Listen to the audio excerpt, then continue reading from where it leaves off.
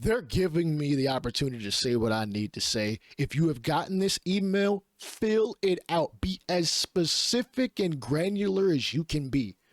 Maybe even more than I have been, so that we can get the experience that I think the overwhelming majority of us, including those that listen to this podcast, are looking for.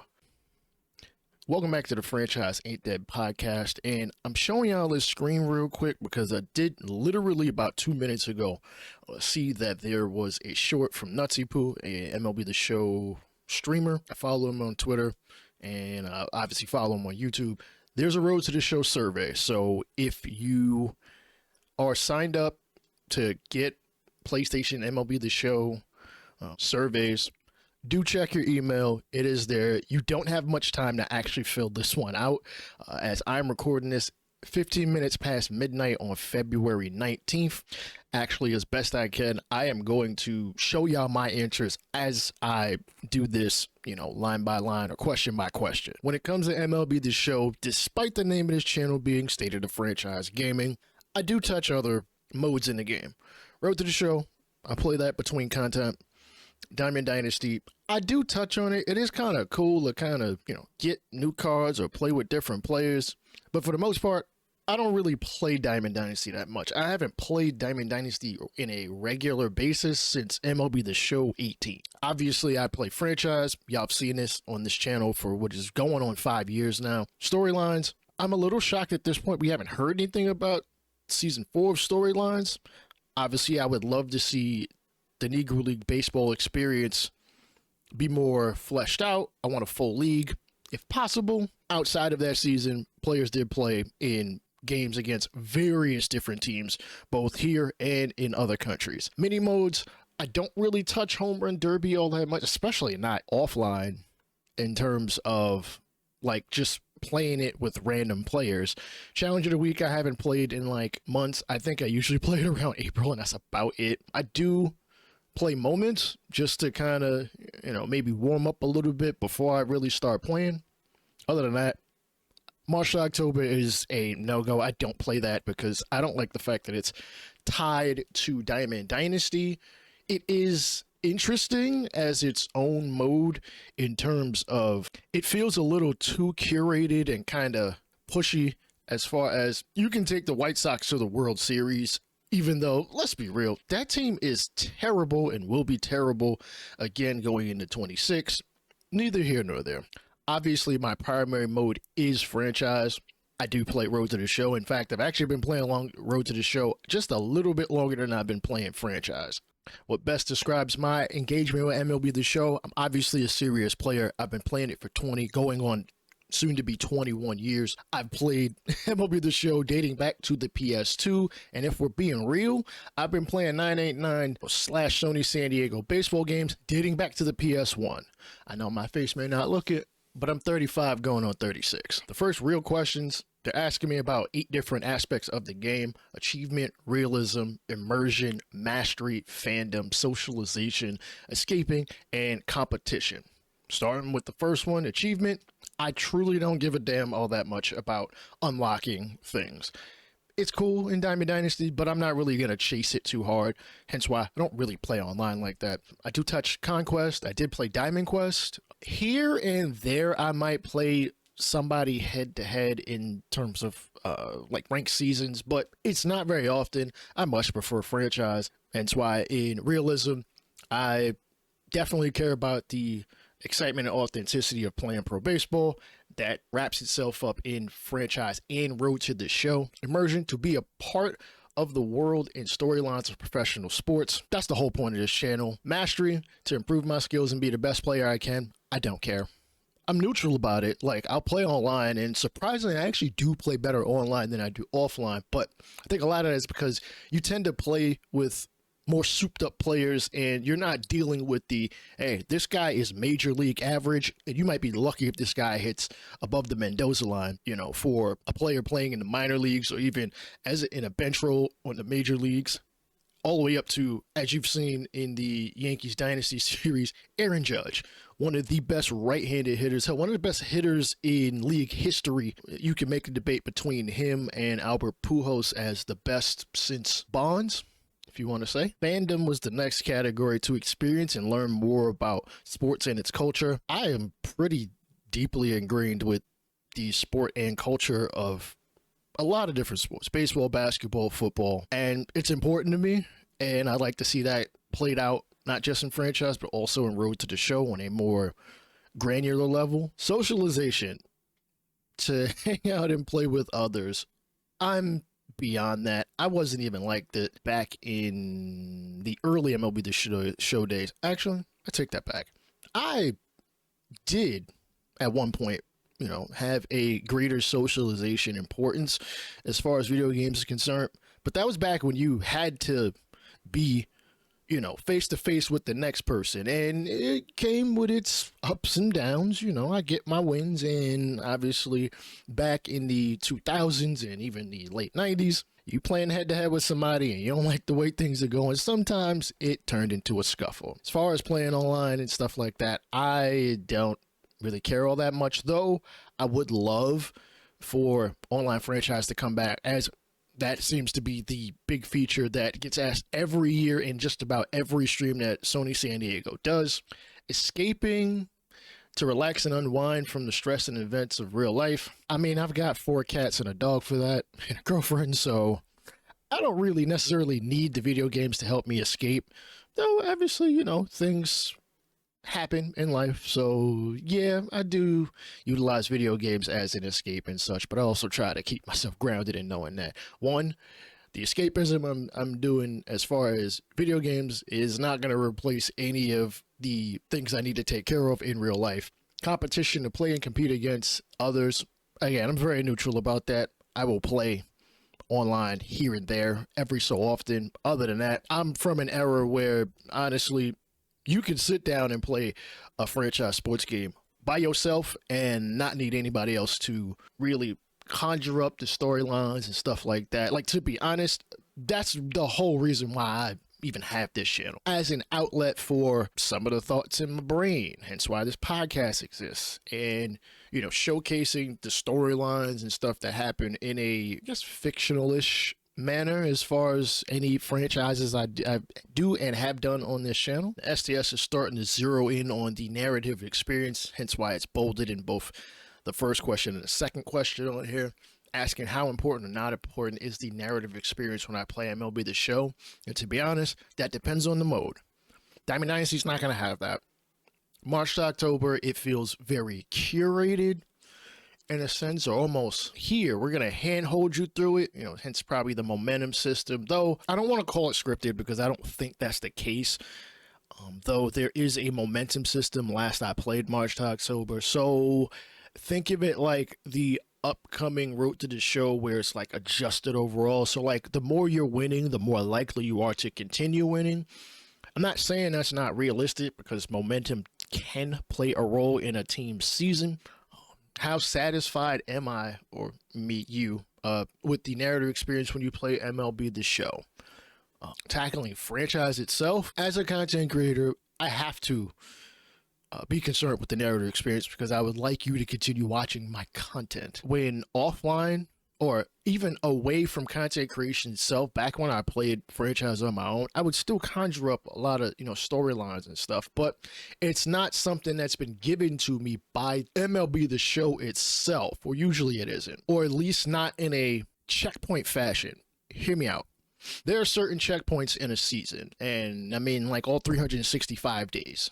You got opening day, you've got the draft, you've got All-Star weekend, or All-Star week break, and you've got the trade deadline. There's also September call-ups, obviously the postseason in the World Series, and then following that, you've got free agency, the Rule 5 draft, the wheeling and dealings of the offseason, and then you start it right back up again with opening day of the next year. Other than those pit stops, there's not a whole lot of immersive aspects, unlike in other games. For instance, when I did the 2K Golden State Valkyries series, which I apologize for never actually finishing that, I really should have, and not took a break around this time of year last year because MLB The Show 25 was coming out and I wanted to be on top of that content.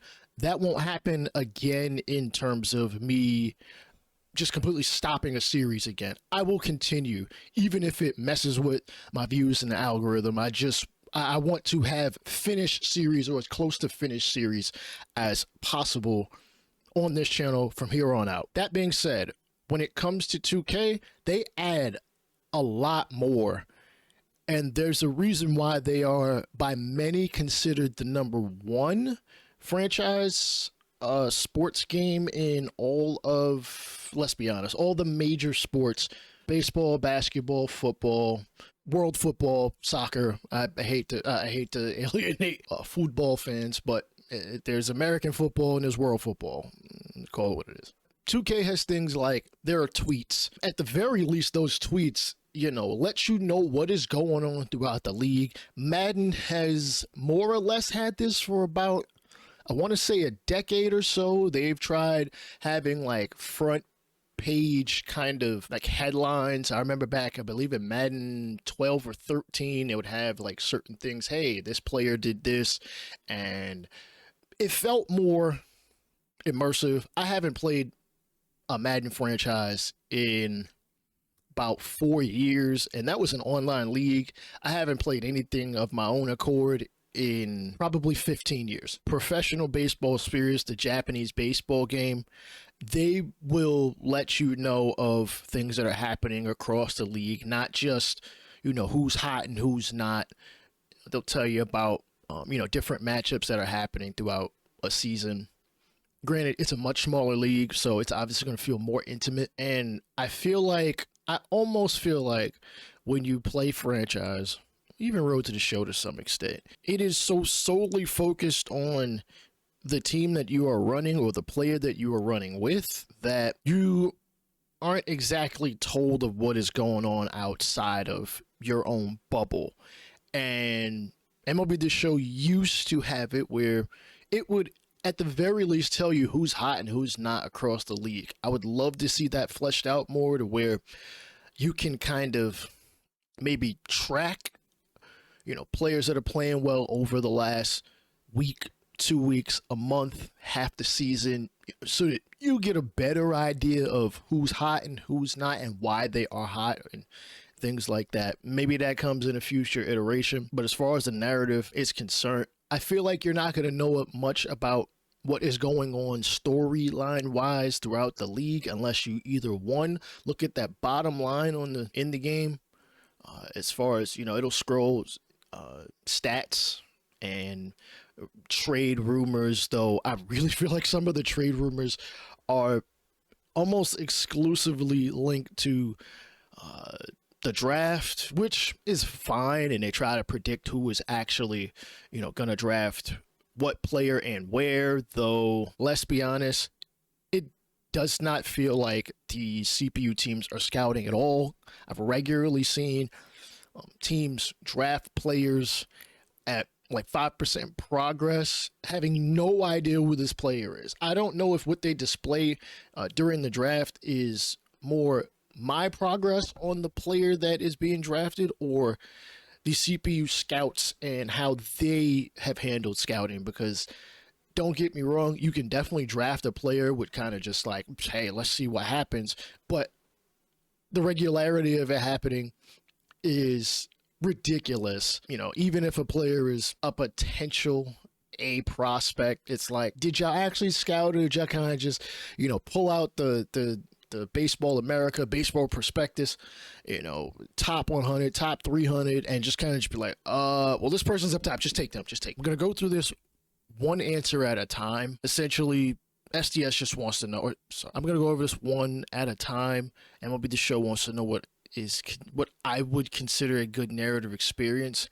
I feel like when it comes to historic chases, they may not be anything more than a blurb on the scorebug or a bottom scrolling feed about an upcoming milestone. Now, to summarize some of this, I do like what they've done as far as MLB the Show 25's presentation, especially pregame.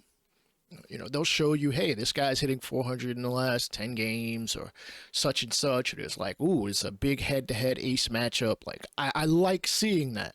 That being said, I do play with the commentary off. So, sorry, I keep adjusting this. Yeah, I do play with the commentary off. So, I am not always, hell, I'm not aware at all as far as what the commentary crew is saying. Though I know in the past, as I was much more likely to be listening to commentary back in the Matt Vasgersian days. No offense to the current commentary crew. I have nothing against them. I love baseball commentary, especially the banter back and forth when it comes to, the 2 and 3 and 4-person booths. But a lot of that has to do with the fact that they're not going to talk about the same thing over and over. And I know it would be hella work to end up having a much more robust commentary library for which the game will choose from to talk about players and teams and the league. And it may be a more impossible task because you want to have the authentic voice as opposed to just utilizing AI. AI is its own, while it would be nice, I know it's going to come with issues, both for us playing it, the voiceover, which they would be grabbing it from, and things like that. Second question asks, why is the narrative experience important when I play MLB the Show? Simply put, baseball is the longest schedule of all of the sports, and I get it can be easy to just kind of melt in, and maybe over the course of a week, you're not going to continually talk about, oh, hey, such and such player is up for a contract and stuff like that. Like, there's other things that need to go on. And I don't know. I feel like so much of my answers are just going to be mostly about the commentary. But there are 30 teams in Major League Baseball, and not everyone is going to do things the same, sign free agents, or even value a player in the same manner. And I would like to see that a bit more played out. Maybe I'm kind of off the line as far as them asking about the narrative experience, and this is kind of diving just a bit more in team management and not so much like a curated story. I know that NBA 2K's my career is a mostly linear story. I don't want linear in either Road to the Show or in franchise, especially not in franchise, and obviously not in Road to the Show. You are running the career of one player. Like, things are gonna have to be significantly different because you are in the locker room.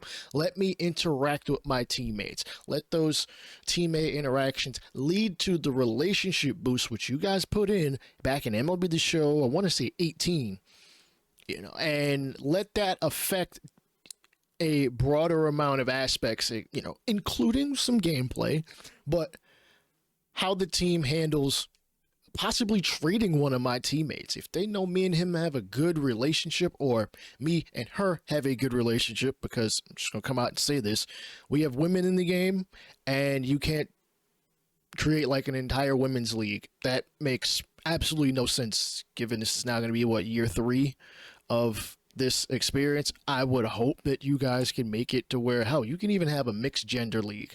Nonetheless, we are playing that player.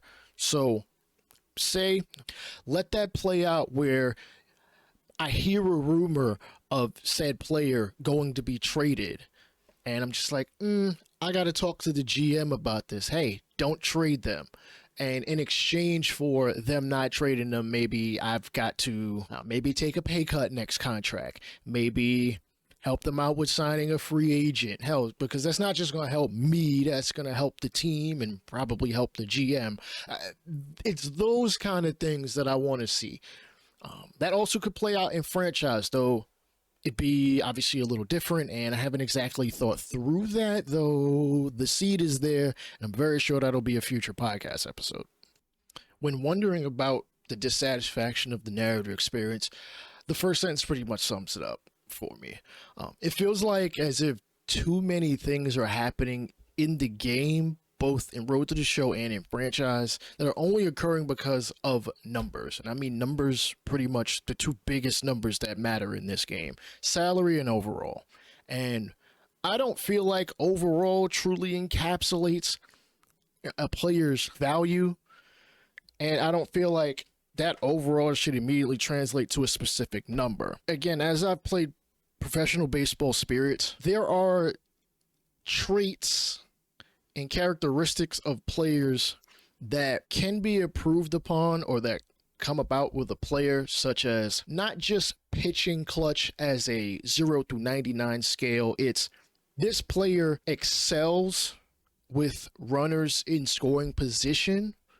Not that you can't hit them with runners in scoring position, but it's not as easy. It may not be in your best interest to have a weaker hitter at the dish against said player. Maybe you want somebody who's going to bunt more. Maybe you want somebody who does have decent contact and may just move somebody over. Again, it's not just attribute based. Same thing applies for coaches. Coaches, as it currently stands in MLB the Show, not only is it not as fleshed out as I would like as far as the major league level, there are no managers or coaches at the minor league level. I think that would give that quote-unquote coaches free agency list a bit more life to it if you had some of these individuals down in the minor leagues helping to further, differentiate, players amongst themselves, not just with performance down in the minor leagues, but that also might improve progression and regression. I don't feel like in the minor leagues there are enough breakout, standout type players. Like, I feel like it is extremely difficult to find any minor league player that's hit 30 home runs in a season without you controlling it.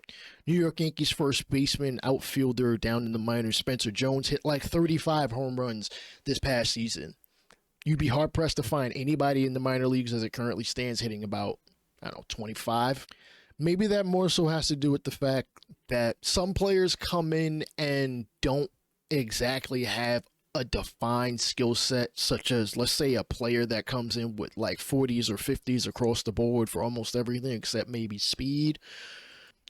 Those players very rarely break out. And I mean, like, regardless of potential rating, which I feel like is way too much of a vehicle for success versus actual performance and training. And let's be honest, it's baseball. Sometimes sheer freaking luck. When they first introduced the showdown and now Road to the Show perks, yeah, I noticed. I thought they would be player and coach perks that would help or hinder things in franchise mode. I don't want a linear story for any mode. I don't like it. I mean, I get maybe the outside the field aspects can maybe be a little more linear, but anything that has to do with the player, the team, the organization, let that choice actually matter in the grand scheme of winning and improvement versus you hand holding me to certain points, which I almost feel like March to October is. I haven't played it regularly I never really played it regularly, but I haven't played it with any true consistency in maybe 3 years. The next 6 answers, I went all straight very important because from a storytelling standpoint, you're going to need, and these kind of things just happen, excitement as far as the tense feeling and heart rate spiking and adrenaline worthy moments. You're going to get that because it's baseball. It's a literal untimed sport. I mean, obviously you get that in time sports. The buzzer beaters, the clock running down, you got 5 minutes to go in a football game or even a basketball game. Those naturally happen.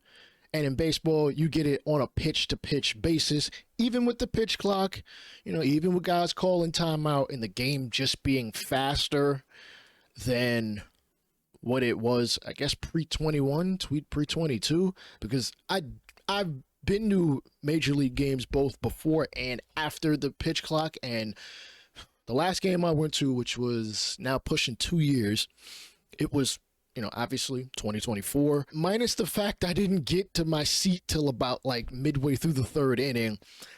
I've been to mad games before that, and the tension is still there even in a quote unquote shortened game with no time. Even in hell, back when it was longer, it was just as there are still tense moments, even if they may seem a bit more spaced apart, because players are trying to get their bearings, or we're trying to get their bearings and try to really control things. The batter doesn't really have a whole lot of control except what they do with that bat in their hand. The pitcher basically has the control, and with the pitch clock, things like that, lack of or lessening of pickoff attempts, it speeds up some of that frustration, the feeling of downfall and lows to balance the highs. I would rather my performance be the reason why I am feeling some of that frustration, my inability, frustration and downfall, and the highs to balance the lows. While I say this is very important, I do not want rubber banding. Please don't do that. We don't need that. There are enough accusations of that being the case. And while I don't believe it fully, you probably get some of that in Road to the Show. I wouldn't be surprised, just given the natural ups and downs of a baseball series or baseball season.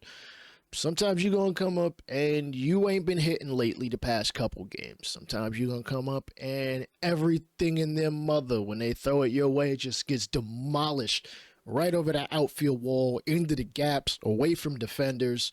You're stealing bases left, right, and center, looking like Ricky Henderson. And other days, you're looking like Giancarlo Stanton on the base paths. And again, I don't want that artificially happening. Just let it happen. I feel like it's just going to happen naturally. Just given how things play out sometimes. Road to the Show, I do feel, is easier than playing an exhibition game, or really more like franchise, because when you're playing franchise, you're going through the ups and downs of a lineup.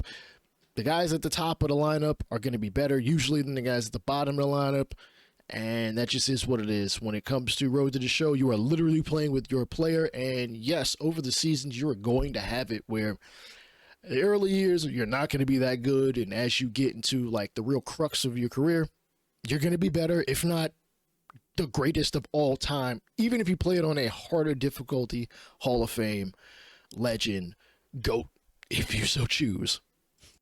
Triumph, the feeling of winning a close or high stakes game. Again, baseball is absolutely untimed, so it's not like you got a clock running down. It's just going to come down to that pitch, whether it's you throwing it or whether you receiving it and getting a hit. I do want those things to be recognized. Recognize it. This is going a little bit off topic because it's just how I do sometimes. I would like clutch for both the pitcher and the hitter to be a lot more dynamic.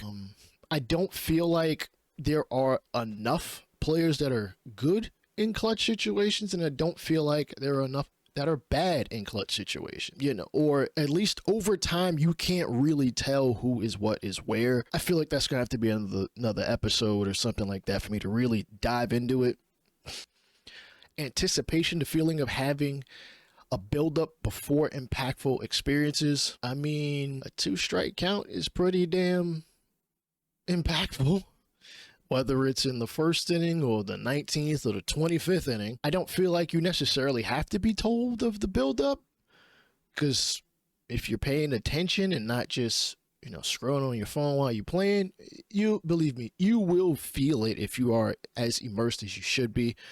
Maybe bring up, I know that in runners in scoring position situations, they will mention how good you are. I don't think they mention it so much when you're the pitcher, how well you have pitched with runners in scoring position situations. Again, I don't play with the commentary on, so I can't tell what Boogs and them are saying. Though, when it comes to the narrative experience, we need to be better about the crowd.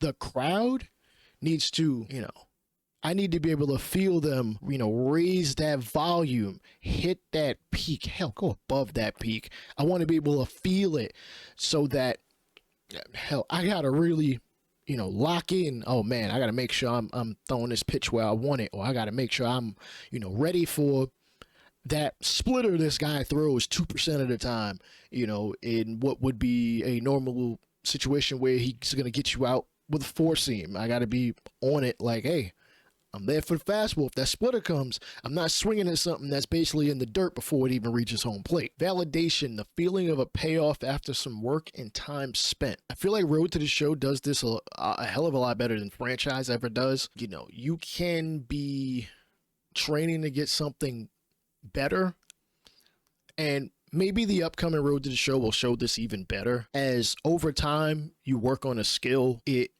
would show in both your performance.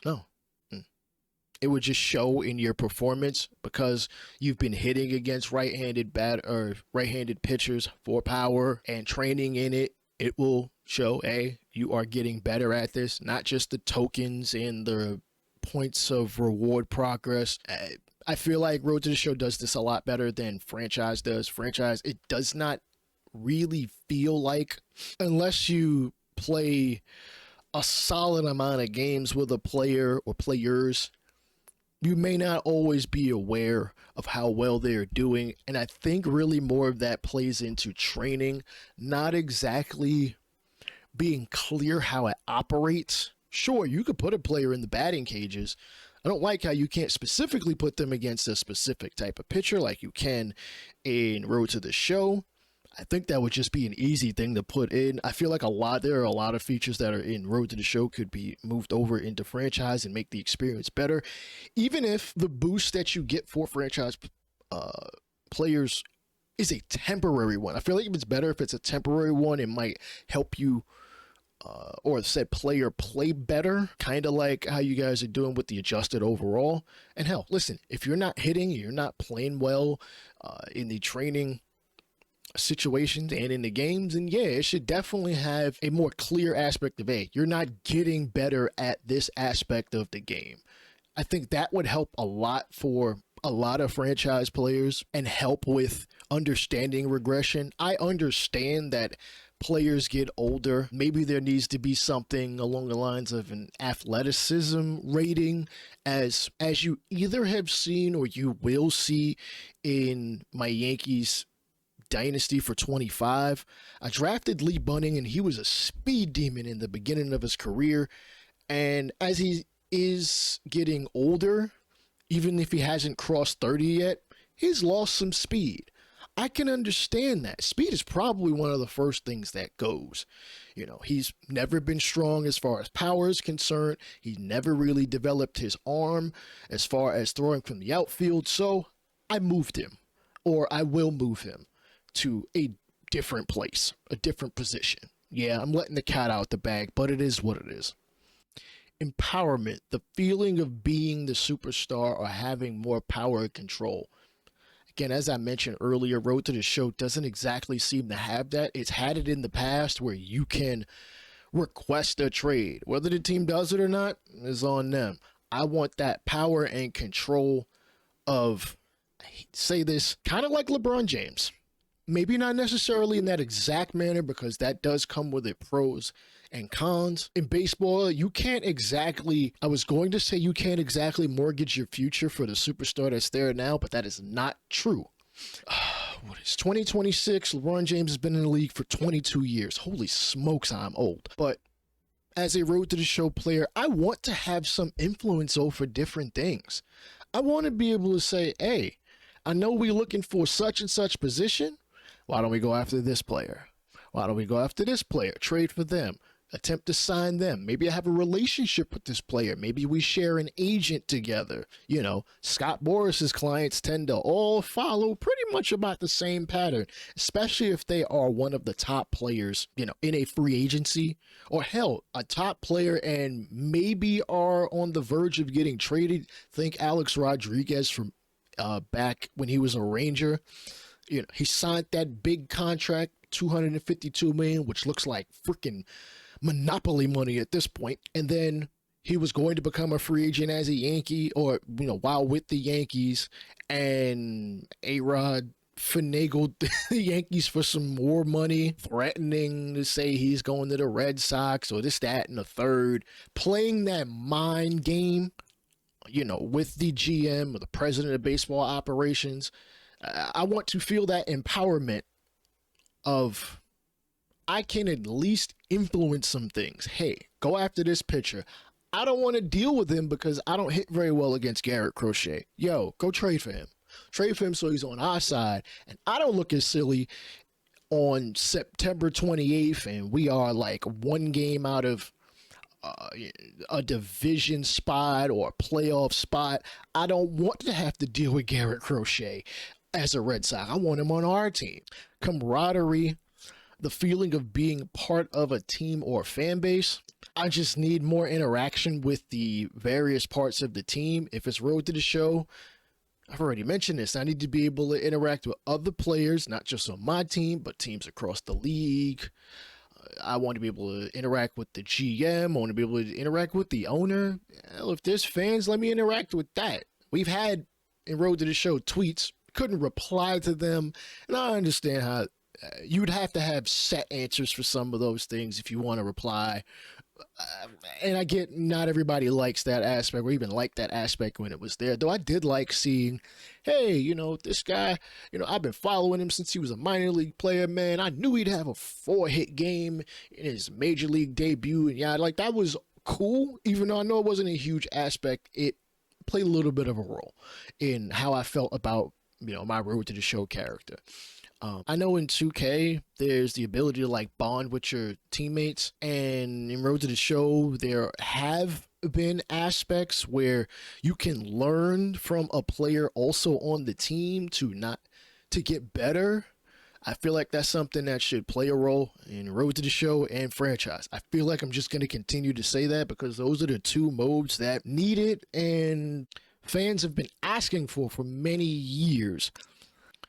Next up, MLB the Show is asking how satisfied I am with the following elements that are already in the game.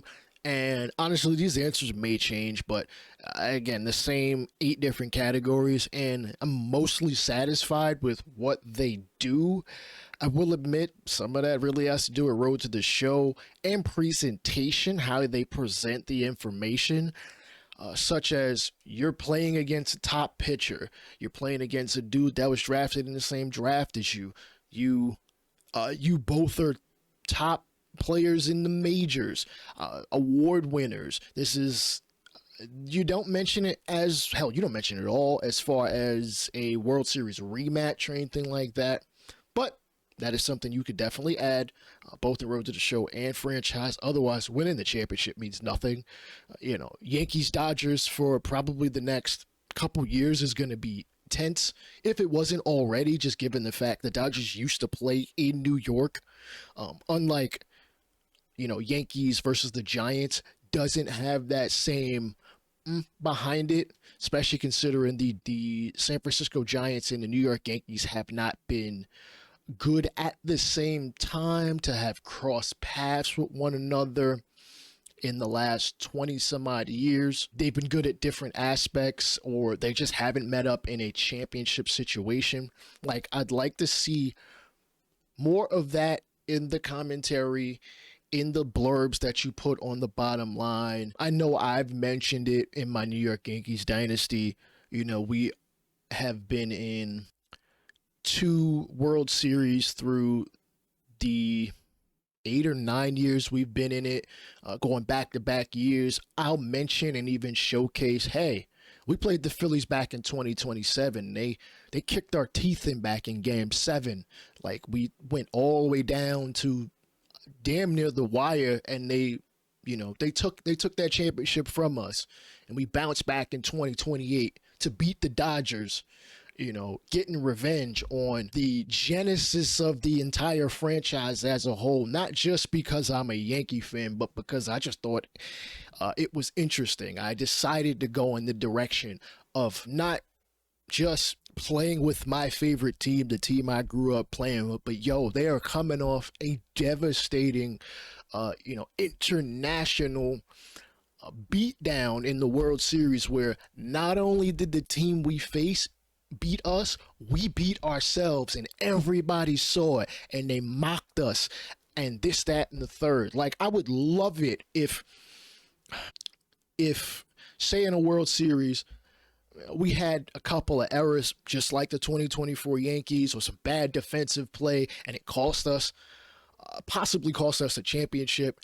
I'd love to see that, teams across the league may not exactly value my players as greatly as I might, and especially defensively. It doesn't necessarily have to show itself in the attributes. Again, I don't want everything to be about numbers, as baseball very much, even to this day, still, while they emphasize analytics, still very much I hate to say this, vibes type of game. Just need to extract that out more. Frustration of downfall and balancing the highs and lows.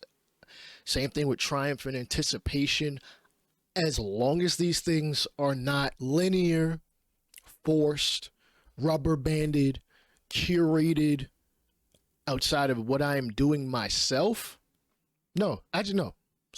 Then I think we would be going in a nice direction for things. Next, they ask how important or not important is it that the MLB the Show experience integrates current real life MLB seasons, events, and narratives. I'm kind of torn on this one because as a franchise player, I understand the second I boot up MLB the Show itself and I jump in the franchise, nothing that it is or will have happened in real life matters, because the universe that I am playing in is completely separate from real life. I would love for elements of real life, such as, I already think the trade logic can be really off the wall at times.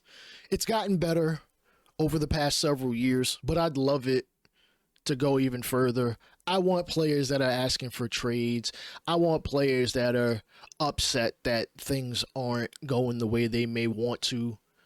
Maybe that just means you need to bring back the morale system in terms of, at least on a franchise, level, in Road to the Show. Hell, you could showcase that too. I feel it's going to be basically impossible, improbable, never going to happen that the CBA will ever play a role in MLB the Show in any manner, because for image's sake, I'm sure they don't want to show dissatisfaction from the players or owners, because it's millionaires versus billionaires, and the regular Joe Schmo like myself probably doesn't care about that. I would like it if they did allow for rule changes though baseball's very, very much kind of set in their ways with certain things. We just 5 years ago, got it to the point where the DH is in both leagues after being a AL only thing for 50 years.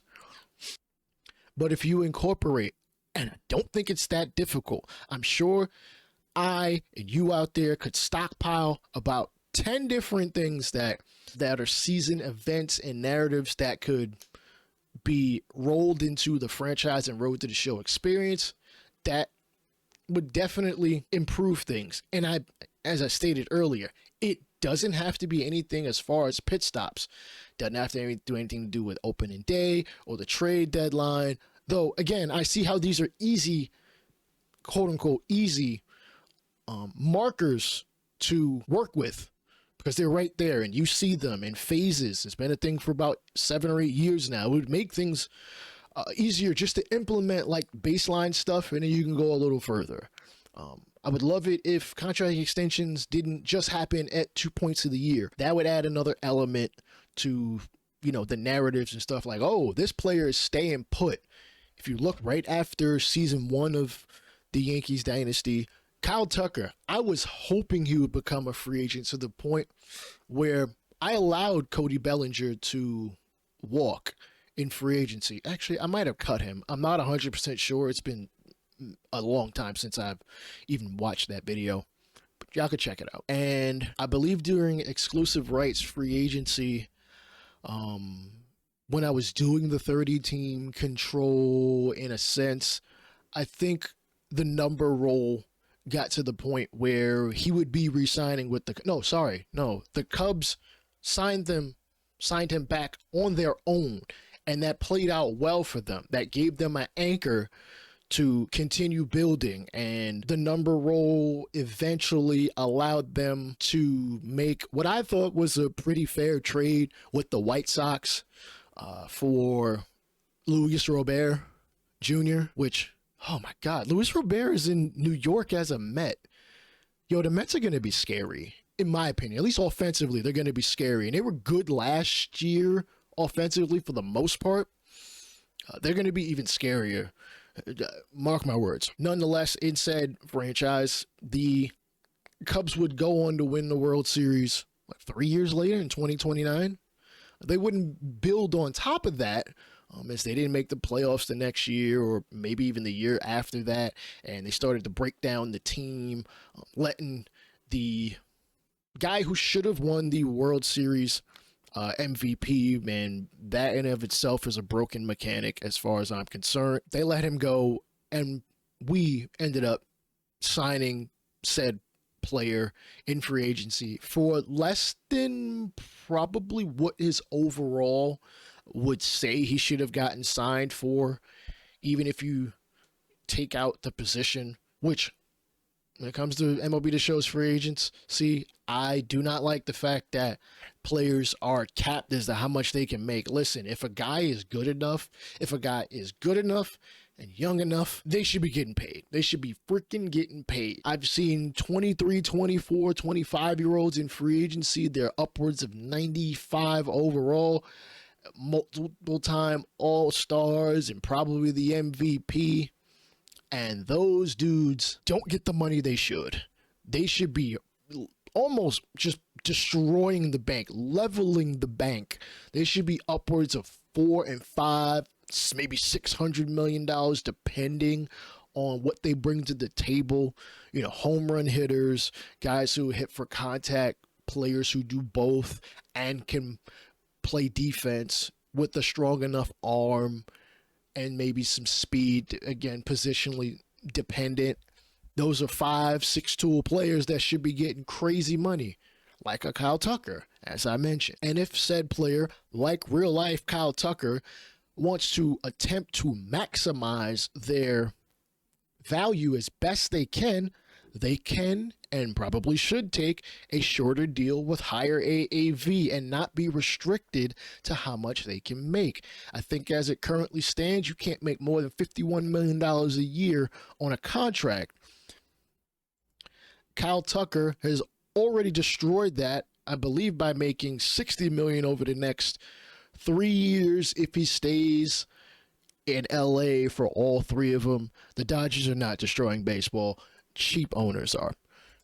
And I wouldn't even call it destroying, because this past World Series was watched more than even the year before that, in which the Yankees and Dodgers faced each other. And that one didn't even remotely go 7 games. Next, they asked, why are we dissatisfied with how MLB the Show integrates current real-life MLB seasons, events, and narratives into your experience?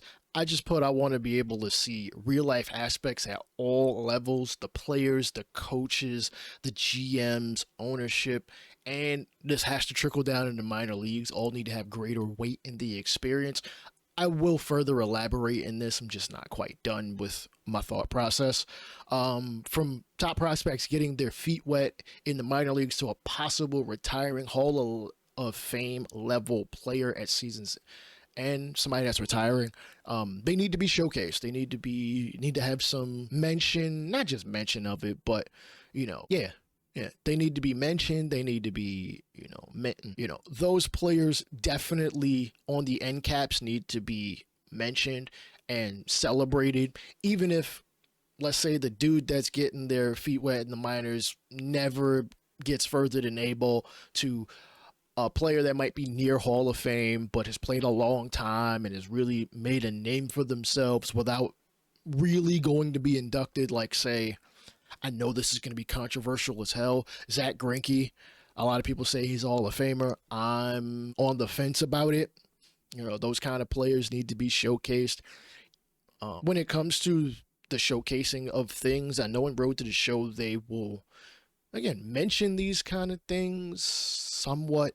An award winner versus an award winner, top prospect, the guy you faced in the minors, guy from the same draft as you, I also added in this question, things like trade rumors need to be based on player morale and team composition, and or a change in direction of where the organization is going to want to go.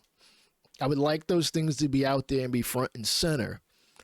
or at least something you have to discover. I understand that in franchise, you're basically playing damn near every role, maybe with the exception of being the player, though you obviously can player lock in game. I want more aspects of me learning who the organization is, and it don't have to be real people.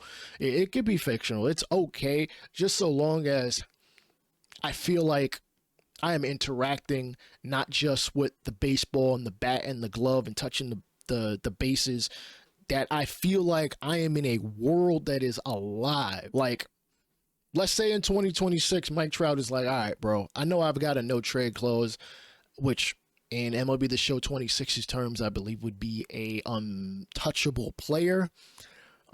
I'm, of course, being kind of Nostradamus with that. They haven't even come up with a presentation for a franchise yet. I just remembered seeing it in gameplay trailer. Say said players like, yo, I want to get out of here. I'm done with being in, these meaningless seasons where even if you get me one of the best players of all time in Shohei Ohtani, we can't even get a damn wild card spot because it could just be because it can't, because we're losing. It may not have to be about the said owner themselves, though. That would be interesting if they'd be like, listen, man, I don't want to be here no more. Artie Moreno ain't doing nothing. He just out here collecting profit. He ain't trying to make this team better. He's just trying to make his pockets fatter. And then you start to see teams that are interested in him. And the prospect speculation is going to be through the roof. You got to have players that are B potential or higher. And again, I don't want this to be told to me. I want to have to figure it out myself. And with the upcoming trade waiting period, I'm going to call it, where you can send an offer to a team and they'll come back to you with either a counter offer or something that either they or you will accept. Really, both teams are going to have to probably come to an agreement on this. I'd like to see that tussle. If I don't have that tussle, and it doesn't need to be faked in a sense, if I'm looking for something in particular, for my organization, and the Angels are looking for something in particular in their organization, and we're in two different realms of where we need to be, but it always being dynamic based off of how my team is playing and how their team is playing and how they're progressing and regressing and how I'm progressing and regressing. We either make the move or we don't. And again, I feel like, as I've mentioned in the very beginning of this podcast's lifespan, nuance is a thing that just is not integrated enough, if at all, in our franchise games. And that is why it is so easy for us to spam the meta and, jerk the trade logic and, jerk the draft as far as how you find specific players. There's not enough nuance in any of these systems. And I get that most of these games and their franchise systems and coding is old. Like, older than some of the people that watch this channel, older than YouTube itself. Like, MLB the Show franchises, a lot of their logic is old. It's like 20 years old. Franchise has been around since 2006. And even the first one was only 10 years long. We've long since, after year one, you can continue to play a franchise for just keep playing it and keep going and keep going. And speaking of season events and narratives, I think what would definitely help a lot is to just allow us to keep track of that kind of stuff. I mentioned this in a short, but the awards only going to 3 years in a 3-year block at a time, and you not being able to see a season summary like that is in Madden or has been in Madden for a couple years makes people not want to continue playing the mode. And things like quirks on a player, especially the draftees, you don't see them go from a nobody player in the league to you've played a decent amount of time, or you've acquired skills to make yourself better and even great, with some quirks to you. As you get away from the real life players, like, that nuance is not there. And even with the real life players, some of that nuance is not there. Take, for instance, Aaron Judge. If you look at his 2024 numbers, and I mentioned this in a short, he was a top 5 hitter both at home and away. He was a top 5 hitter both on the road and at home, yet he only gets quirks for one and the other. As I mentioned in that, Aaron Judge should be one of the most dangerous, and I mean dangerous, players you need to be facing in that batter's box. You need to be absolutely scared to face him because he will blast you into oblivion, as he has shown throughout his career.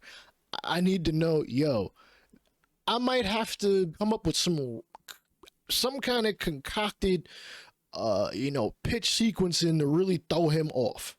Because for years, this man's vision has been at 40, and it's disrespectful. I get that he strikes out a lot, but he also hits very well. He hits for power at that. You give him the power. You don't always give him the contact. You do not give him the vision. MLB The Show 26, even if he were not the cover athlete, I don't care about overall, but he needs to be absolutely dangerous to deal with.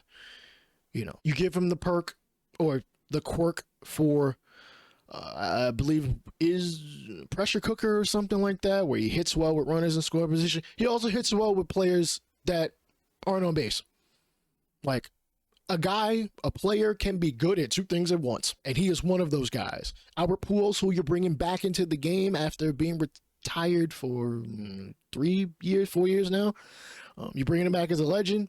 When I play him, or if I play with him in a franchise, and it's like peak Albert Pujols, best believe he need to be dangerous as hell too. Great hitter at night and during day. Great hitter at home and away. Great hitter with runners on base and nobody on. I need to be like, I need to be really precise with my pitching. And remember, you just brought in bear down pitching. Maybe that helps. Maybe that doesn't. Maybe you try to really fit that cutter high and inside, and Pujols is just on it. He's just on it. He smokes it. Just like he did to Brad Lidge about 20 years ago. I feel like this survey is starting to wrap up, but they're asking how important is it that the following modes integrate the current real-life MLB seasons, events, and narratives. Road to the Show, obviously it's important. It's a single-player RPG type mode.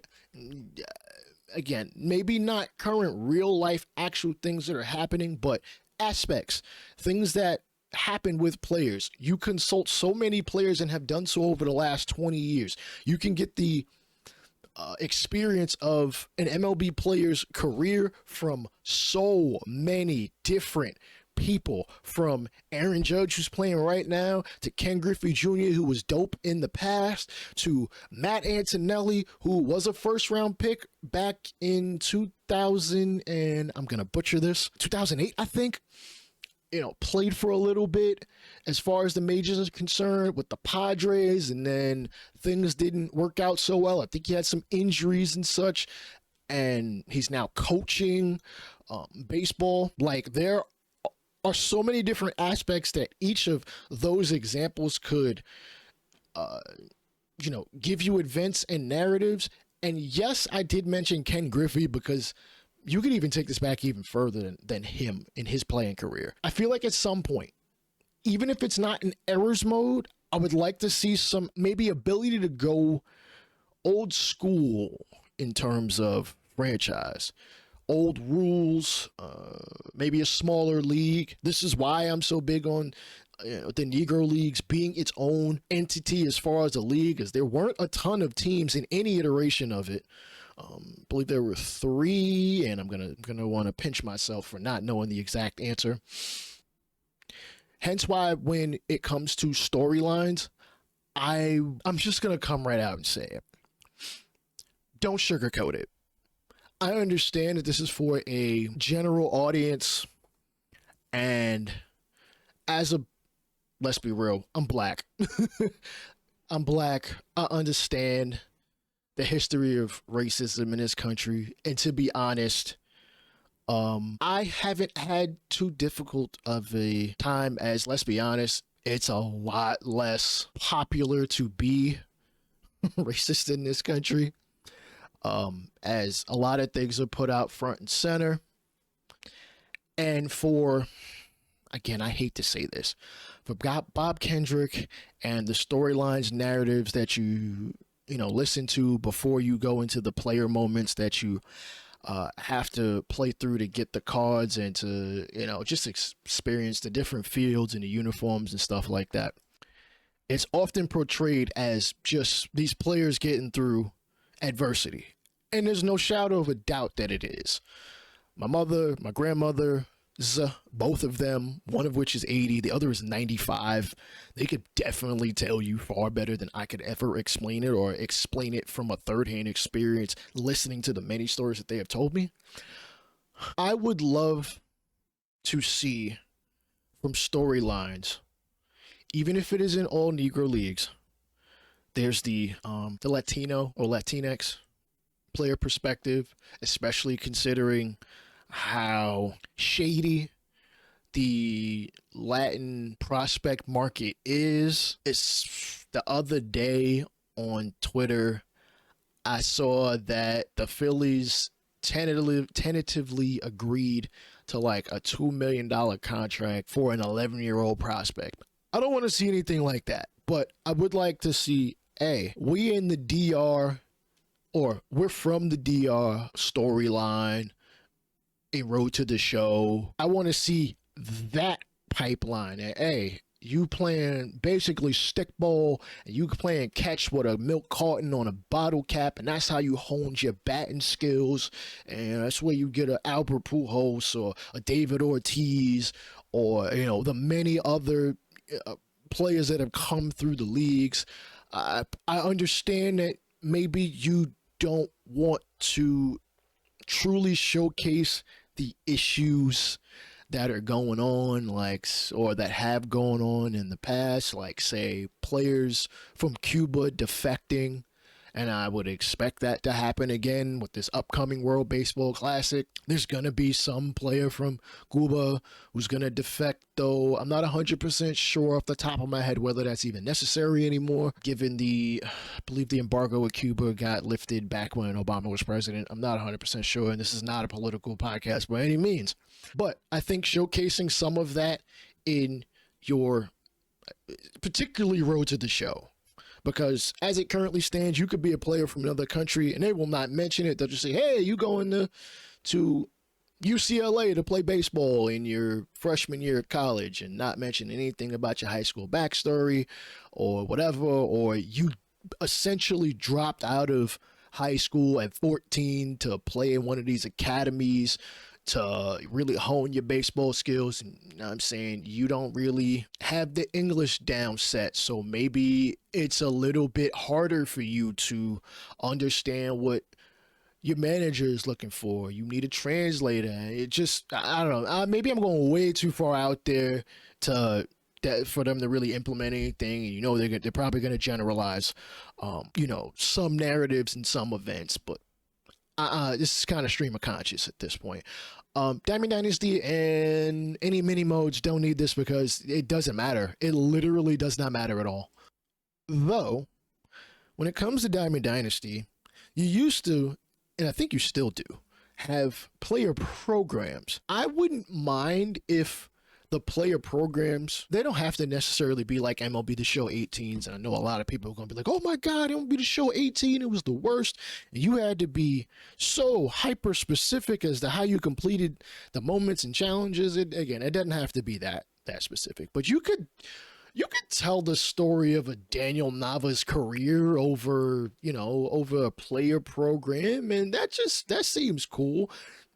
Just like what you did with Derek Jeter. I would love if y'all did that with Albert Pujols this upcoming year for 26. You've made no mention of it, so who knows? Maybe it doesn't show itself. But I think that's one way you could implement. It may not be real life MLB seasons, events, and narratives, but with the player programs you do mid-season, you definitely could get something from the player. It may sound generalized, like a post-game interview where it's like, hey, I was just seeing the ball well and yada yada, or I went to. It could be something as silly as, this guy was like, I went to a restaurant and I just had the dopest food and I was just feeling it for the past couple days, and even though it's since passed out my system at that point, I was still like, man, I'm just having a good week, and that just helped roll me into a good week of hitting. I've been hitting 400 for the month of April. I'm player of the month, and then boom, You get the player card. I have nothing for Home Run Derby and maybe Challenge of the Week. Home Run Derby, maybe you could do something if you're showcasing two players like Ken Griffey Jr. versus Paul Skeens, though real pitchers don't pitch in the Home Run Derby. The batters usually do. You could talk to somebody like a Ken Griffey Jr. and be like, hey, how did it feel to win? I think he won multiple Home Run Derbies or yada yada. Who's a player you would have loved to face one-on-one in that? Just coming up and throwing out ideas. Damn, now they asked me towards the end, if I had a magic wand and I could implement whatever I like, how would I want to experience real-life MLB seasons, events, and narratives in the following game modes? Even though I just spent probably the better part of nearly an hour, if not already past that, as my recording says, an hour and 13 minutes and continuing. I've mentioned all of this already, but I'm going to put that in these boxes. In the first one, as with more than likely all of these, I'm going to be very verbose, as I tend to be on this podcast. But as you might be able to see, a Road to the Show prospect from DR may have a harder time picking up English for a year or so, and that translates to goals being different from what the coach is asking you to do versus what you understand. They may be asking you to get 2 RBI in a game, and you heard it as, 2 stolen bases. Something where it's a little bit off or off enough where you may not be able to pick up the English properly. And I wouldn't exactly put this in a different language unless you have the language support in this game for that. But that's just one aspect that I'd like to see. I wouldn't expect the stickball type experience, though. I would take it. Where, you really got to hone your skills in one aspect, but as far as the narrative is concerned, you may not always be able to pick it up right away. Ichiro has been in the country for the U.S. for 25 years. 25 years at this point. His English, I'd say, is pretty damn good. Coming over from Japan in 2001, Rookie of the Year MVP. I'm sure picking up English was difficult for him at first, and you had to learn the language. And then, in the middle of his career, he was really picking things up. And any clubhouse he went into, he was revered and loved, whether it was as a Seattle Mariner, where they had retired his jersey, or a New York Yankee, or a Miami Marlin, or wherever, or the franchise portion. I mentioned player morale scenarios, and I made sure to put in parentheses, these do not have to be necessarily game goal related like in Madden, where you can raise a player's dev trait or a player's potential based off how they do in a game, especially in baseball where there are so many games. Players are usually evaluated on a month-to-month basis, though I may not necessarily be against that idea. I feel like that would lead to too many people spamming. Maybe not spamming, I don't know. Maybe there would be, because, let me see. Well, in Madden, I know that if you get a player scenario, usually people will attempt to spam the ball going in that player's direction, at least offensively. You know what? Maybe this wouldn't necessarily be a bad idea, because I know for some who want to get through seasons faster, you could play the custom game entry where, say for a week, you get to player lock is Aaron Judge, and maybe not Aaron Judge. Let's say George Lombard Jr., who has not cracked the major league level yet, and he's making his debut, and they let you player lock for the next week or 2 weeks to really get his career started off on the right track, and maybe that'll give you a temporary boost in potential or in attributes. But in the answer I put, such as a player asking for a trade and rescinding a no trade clause because the player's not been very good. The team has not been very good and hasn't made the playoffs in many years. The next sentence or so is involving something that I highly doubt we will get in MLB the Show 26. That should have been a thing back in 06. International free agency. And in the past couple years, there's been much hype, usually for the Japanese players, and understandably so. Ohtani came over almost 10 years ago. Yamamoto, Sasaki, and Murakami have all come over within the last couple years, though 3 of those players for the Dodgers, and the other, for some reason, is playing with the White Sox, but I ain't mad at it. You know, this kind of thing would be like, just think what international free agency would do. It gives you another way to build a team, and I will continue to mention it, and I will continue to call that the biggest thing that this game is missing. Over the last 6 previous years, there's been an international player on the cover, even if Javier Baez is from Puerto Rico, and Puerto Rico is a U.S. territory by most American standards, who may not understand how territories work. They consider that international, but it is what it is. And actually, now I think about it, my best friend's grandmother, may she rest in peace, is from Puerto Rico, and she came over to the U.S. before Puerto Rico was a territory, to be honest, of the U.S., if I'm not mistaken. Yeah, PR has been a territory of the U.S., I think, since the 1950s. And yeah, she came over in like the 40s, sometime in the late 40s, like 46, 47, when she was a baby with her mom. One of them New Yorkers. Rest in peace, Norma. Love you. Another scenario I put is fans letting it be known they are not happy with the team's direction or prices, and that showing itself in attendance and revenue affecting budget, and being able to attempt to counteract those issues. That's much different than people have obviously mentioned since MLB the Show 14. Bring back hot dog prices. No, it's got to be a lot more nuanced than that. You can't just bring back stuff like, oh, I just want to be able to change the ticket prices. Yeah, sure, that's nice and all, but it's got to have a cause and effect to it. Diamond Dynasty, I don't really have much to put in there. Again, I've already mentioned this. Maybe player programs showcasing a lead up to some juice card, which moments may already encapsulate. As far as the moments, those are all in-game things that a player is doing or has done, and maybe not so much a storyline that leads up to it or a narrative that leads up to it. It could just be a dude just got hot, was seeing the fastball great. Maybe you can play that into quirks, actually, now that I think about it. Get 5 hits off of breaking balls over the next 10 games, that kind of thing. And this may be retracting us back to MLB the Show 18, where you needed to get, hit for the cycle in a game, and let's really hit for the cycle and not get 3 extra base hits, which so many people complained about. I did myself back in MLB the Show 18, and then I believe in 20 they eventually changed it. No, 19. 19 was the year they eventually changed, because so many people were so upset with some of the moments where you had to hit everything, nail on the head in order to advance through a program. Thank you, Jared Saltalamacchia. I will never forgive you for that program. And of course, storylines, Negro Leagues, and Jeter. I want to see other player-focused storylines, such as Latinx players' journey to the majors, a possible Negro Leagues mode where there are less teams in said league. At least for franchise. I know that reverts back to franchise. I'm sure Ohtani will be retiring at some point in the next 8 to 10 years. I'd love to hear his journey from playing in the NPB to playing with the Angels to playing with the Dodgers to maybe he plays somewhere else after his Dodger contract is up.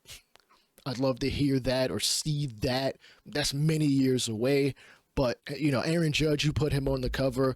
I'm sure there are going to be moments for one of his cards or something. I would love if you did like you did with Derek Jeter. If you did that with Albert Pujols, given how long he played like 20, 21, 22 years in MLB. Maybe more moments isn't where it's at. I don't know. Because, again, for it to be more like storylines and the Jeter experience, you got to have the real life storytelling. Derek Jeter told the story of, his career throughout it. And honestly, I love that. I may go back and play that again, even though I literally watched Derek Jeter go from, his rookie first at bat back in 95 all the way through the end, and his last, hit to win what the hell was it? Who the hell did we play? Who the hell did we play that last game of the season? It don't matter, but it was a walk-off hit for him to win the game, because let's be honest, who better to end their career like that but him? Even if it was very much a washed out year for the New York Yankees back in 2014, which, if y'all didn't already know, I've met 2 Yankees. Actually, they're the only 2 baseball players I've ever met in my life that have played the major leagues. Derek Jeter and Mariano Rivera. I met them 5 years apart. I met Jeter back in, actually 6 years apart. I met Jeter back in 98 at his turn 2 event in some random park in Queens. And Mariano Rivera, I literally had a conversation with him in high school. This was after fall ball, and in case y'all didn't know the extent of my baseball career, I never even made varsity in high school. Particularly not my freshman year of high school. I was on the fall ball team, and I just happened to have my grades up long enough to, at least to my mother's standards, to meet Mariano Rivera and get assigned baseball. Just know, he taught me exactly how to throw his cutter, so don't step up to me with a bat. I will strike you out. Now, MLB the Show is asking me to distribute 100 points across the various elements based on how much they would improve the experience if they were more prevalent in the narrative experience of MLB the Show. I wish they had split it between Road to the Show and franchise, and this is not my final distribution of the numbers, especially considering they don't add up to 100. This is just me evening it out for now, and then I will show you guys what I put and explain it why afterwards. Now, I've emptied this all out just because I'm gonna kind of more so just talk this out. All right, if we are talking franchise, which is mostly what I play, top prospects and call-ups, if we take it on a real life level, prospects get called up all the time, and a lot of times they get called up for a cup of coffee. So that isn't always the most prevalent. I know they mentioned it in the bottom line ticker, and it's, and they'll even tell you how a player did in their debut. But I guess top prospects, yeah, I guess that matters some. Hot and cold streaks, I think, matter more than anything. There is an ebb and flow in baseball, and I need to know who's hot and who's cold. That could be a player that I think is important for my team and I should trade for him, or this player is hot and I don't really think I'm gonna bring them back, and maybe somebody else might value them a little more. I think that matters more than anything, because sometimes there's a guy who is average and they playing up well above average, and they're on the last year of their contract, or they're like 2 years removed, and the team might be like, I think he's maxed out his value, let's trade him. Key injuries and injury comebacks. Because I know the injury system is so limited, that definitely needs to be something that is important. Y'all know I play with injuries in-game at 10, and I believe in simulation at like 7. So when a player of key value is injured, yeah, you should be mentioning, this guy missed a solid part of the season. What kind of injury did they miss with? How either could that or is that affecting how they will play? If I broke my ankle, I don't expect to be full speed for a while, and I'd love to hear or see that in the player card, from commentary. Even if I play with commentary off, you gotta show me in some way that injury has meant something. Oh, this player got injured back in August and they missed all of the postseason. And like I said, because the injury system doesn't exactly work how I would like to, if a player is out long enough, they need to be out for another portion of the season. Hence why the Jason Dominguez injury, and sorry, I've got a lot of cat hair in here because the cats are just all over the place. Dominguez tore his ACL in August of 2030 or something like that, and I manually injured him till July of that next year. I kind of took, what the average time of how long a ACL injury is. It's about a year, give or take, 1 to 2 months.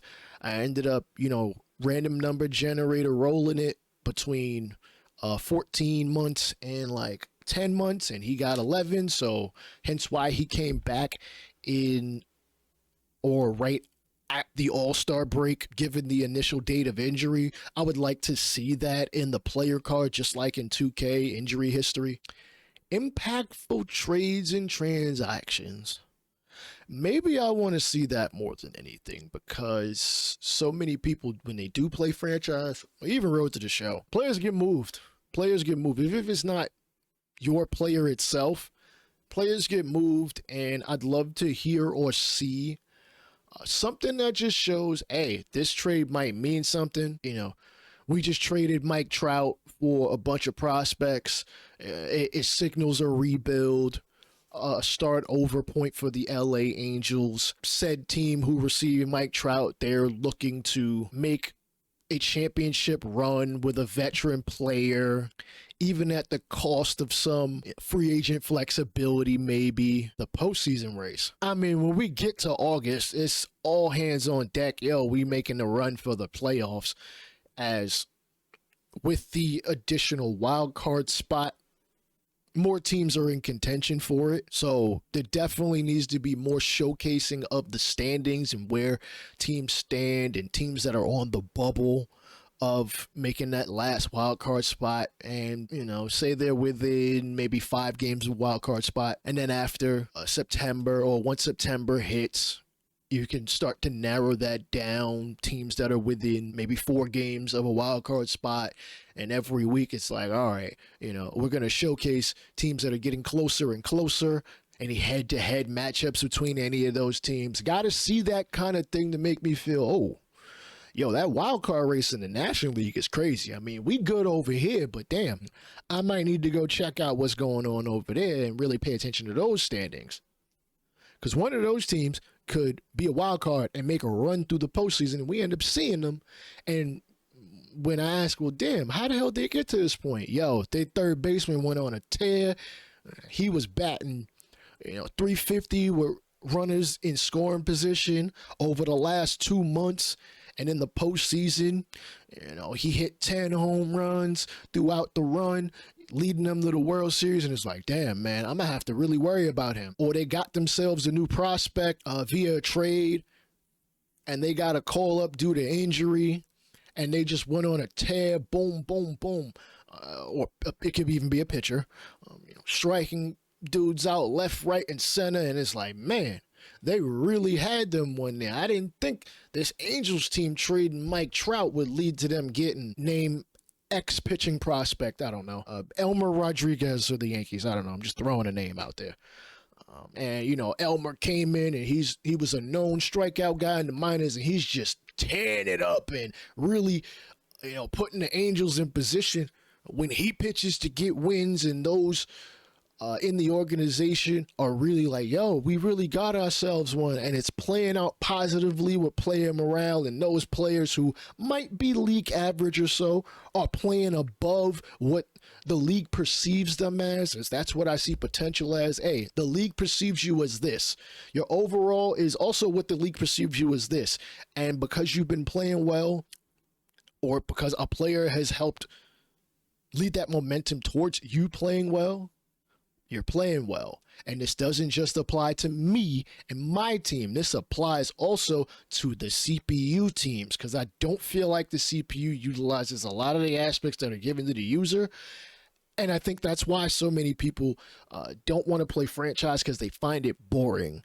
And a lot of that, I think, is rolled into that. The CPU doesn't offer that challenge. But if they are making moves that make sense, that lead to them playing well, and again, every franchise player's save file is different. We could have the same starting point and end up in 2 different directions. Chasing records and milestones. Given that the record book has almost literally gone untouched since 2006 as far as peak echelon wins all time, the single season home run record, the saves career record, has, all these things are basically untouched since 2006 for the most part. This is where, when we ask for team records, and even in a case like the New York Yankees, where they just have such a storied history, like even some of the numbers there are just like, well, damn, man, geez, who's gonna break the Yankees RBI record, anytime soon. Aaron Judge is even going to have a hard time ever doing that. And he's had 100 plus RBI seasons like 3 or 4 times in his career. But if you add, milestones, the ones that we are used to seeing, 500 hits, 1,000 hits, 1,500, 2,000, same thing with strikeouts. Wins, while I understand it doesn't play the same role in player evaluation, it's still a milestone. When you hit that 100th win, you hit that 200th win, which even 200 wins might be a difficult thing to do, Though in MLB the Show, listen, if you have short enough innings in terms of how many pitches you're throwing, you could go 7 innings with your ace, with your starters. Milestones and records by position. Like, if you mix and match all of that and include the postseason with that, then we got a lot more narratives that you could throw on that bottom ticker. Oh, Aaron Judge is 2 home runs away from 500 in his career, but we got a week left in the season. Is he going to be able to do it, or is he going to be too focused on hitting 500 and not playing well enough to get his team into the playoffs? Annual MLB events and awards. I mean, the awards do need to matter. The more accolades you have, the more prestigious you are seen by many teams. If you're coming off an MVP season, you're going to get paid more, usually, even if you play first base. And, the first base market isn't too crazy unless you're young and you can if you could play defense at first very well, you're probably not playing first, you're moving over to third. But I would like to see the awards themselves not be told as to who won them until after the World Series is over. I don't like going into the postseason and seeing, hey, this guy won the Cy Young Award this year. Like, oh, come on, man. Like, that just kills my immersion. I know these awards are voted for before the postseason starts, but they don't get actually announced until like exclusive rights free agency time or right after the World Series. That would make a lot more sense. And while, yes, you've seen the race over the entire season, I want to see more than 3 players on that thing. Give me a 10-person ballot for essentially every award. Silver Slugger, Gold Glove, Rookie of the Year, Hank Aaron Award winner, MVPs. Maybe not so much in the postseason because there just aren't that many teams and players playing, but you can make it a bit more suspenseful. Here's my distribution. I put it as an even 20 for 3 different categories. Chasing records and milestones. Just because when it comes to by position and by team, if you focus on position and team, you can end up with a lot more close races for record breakers, like, say, I don't know, the Tampa Bay Rays haven't been around all that long, and their highest home run total is either Carlos Pena or Junior Caminero or somebody. I can't remember who off the top of my head. They hold the record for most home runs in a Tampa Bay Rays season, and that's just a bit more attainable than Barry Bonds, where even myself, I've tied the single season home run record in a franchise, and this was like MLB the Show 19, and they barely mentioned it. They mentioned it, but after that, they didn't mention it ever again. Not the next season. Hey, this player at one point tied the single season home run record. Like, I want that kind of thing to be touched upon and to be shown in the player awards and stuff like that. Impactful trades and transactions. This is hot stove stuff. This is the trade deadline stuff. This is trade rumors. That definitely should be something that needs to be a part of the narrative experience. Again, even if it's not something that is telling you, hey, try to find a trade partner for Jose Altuve or something. He's getting up there in age and not hitting well. Like, I don't want stuff like forced upon me. It could be something where teams are looking to improve at a certain position. These following teams, boom, boom, boom. Maybe they're looking at your player, this guy here, this player over there. That's more so, and they're looking to acquire a player for the pennant chase. They're trying to win their division, and the teams that these players are playing for, they don't seem to be too close to a playoff spot. So maybe that's something they may want to approach. Or even, as I put, tied for 20 points, key injuries and comebacks. Garrett Cole's going to miss X amount of time this season, and the Yankees should be looking for another starting pitcher, as the guys they've acquired in this offseason aren't cutting it in the minor leagues or in their own MLB organization. They don't have a lot of prospect depth at starting pitcher or pitcher in general. Or maybe the answer could be calling up this relief pitcher prospect. He's got some starter upside to him, maybe because he has high stamina, I don't know. That kind of thing would help the narrative experience. Hot and cold streaks, they definitely will fluctuate, a player's performance, or they should affect the player's performance. And that definitely should be mentioned. MLB events and awards. Other than Players of the Month, the All-Star, I would love if y'all fixed it as far as how All-Star voting is in terms of how often a player plays a specific position should matter way more than their primary position. Not even should be how you vote on who wins an All-Star spot. Not Jazz Chisholm has a secondary position of center field. I've played him in center, but he gets the All-Star vote as second because his primary position is second. Yes, I can change that, but say a player has, quote-unquote, a odd mix of utility positions, catcher, third, and right field or something, though that may actually be an option at this point. I don't know.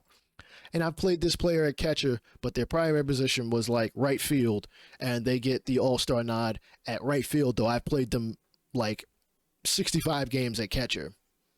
That doesn't exactly make sense. Top prospects and call-ups, as I mentioned, guys get a cup of coffee sometimes on a call-up, and the CPU I've definitely seen do this. They'll call a guy up for like a couple days to kind of bolster the major league bench, and they'll play for like 5-10 games and then get sent back down. And just because of injury, the player came back off of that injury. MLB The Show is asking to rank the following ways to integrate real-life MLB narrative experience to the game based on most preferred highest rank and least preferred lowest rank. I went with interactive dialogue and choice-based interactions as number 1 because I'm pretty certain this is going to be focused towards Road to the Show. And if Road to the Show is the RPG of baseball, I want there to be choices. I want it to be like Mass Effect. I know that sounds wild to say, but if you're going to go all the way out there with this and make it really immersive, I need there to be choices and branching dialogue and branches. They need to be so many. Give me as many damn branches as possible to make my experience different from yours.